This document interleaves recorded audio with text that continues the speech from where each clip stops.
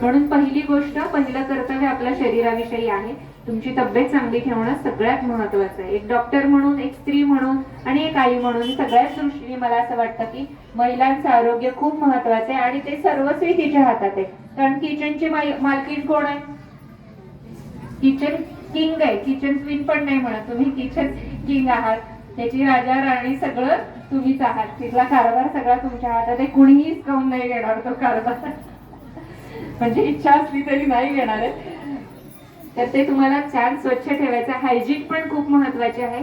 म्हणजे जशी आपल्या आरोग्याची आपण काळजी घेतो, नख स्वच्छ पाहिजेत, केस स्वच्छ पाहिजेत, तसं सुद्धा आपलं किचन स्वच्छ पाहिजे, भांडी स्वच्छ पाहिजे. कारण त्याच्यातून आपल्याला बऱ्याचदा विषबाधा होते. आपण बघितलं असेल, हॉटेलमध्ये गेलो, मग त्रास झाला खायला, तर तिथल्या घाणीमुळे आपल्याला बऱ्याचदा त्रास होतो. तर असे घाण पदार्थापासून आपल्या मुलांना पण आपण दूर ठेवायचे, स्वतःही दूर राहायचे. उघड्यावरचं अन्न अजिबात खायचं नाही. आणि महिलांसाठी स्पेशल संदेश, शिळं अन्न अजिबात खायचं नाही. एखादा घास कमी खावा, पण शिळं खायची गरज नाही. बनवू नका, तुम्हाला कंटाळा येतोय ना, उगीच भरपूर बनवून ठेवायचं असं काही करायचं नाही. कारण शिळं अन्न काहीही उपयोगाचं नाही. त्याच्यात बॅक्टेरिया होतात. आणि तुम्ही बघताय आता वातावरण तर कसं असतं की सलग थंडी नसते, सलग उष्णता नसते, सलग पाऊस नसतो.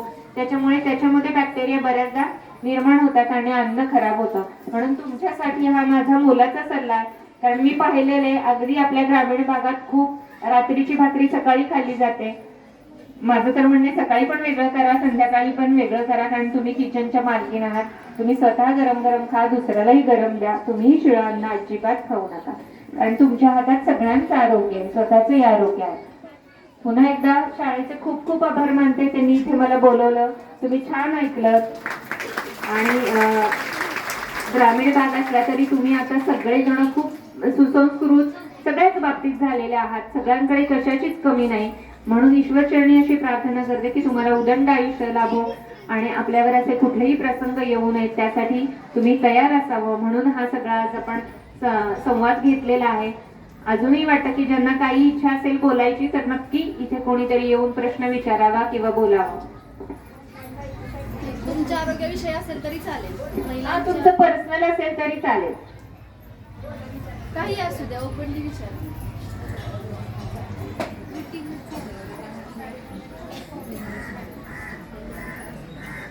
विचारायचंय का ते?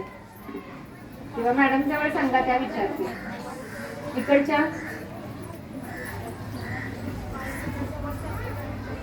तुमची काही समस्या असली तर नक्की विचारा.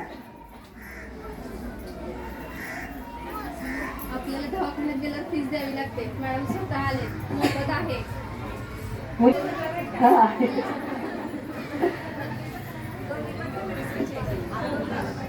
तक्रार हे खरं सांगते, माझ्याकडे छोटी मुलं काउन्सिलिंगला येतात ना, आई क्लिनिकच्या बाहेर गेली, आतमध्ये येतात आणि दरवाजा म्हणणं, तुला काही सांगायचंय का, बोलायचंय का, आई बाहेर गेली याच्यात. आई मारते का असं विचारते. मारते, पण तीच जास्त वेळ मोबाईल बघते. असं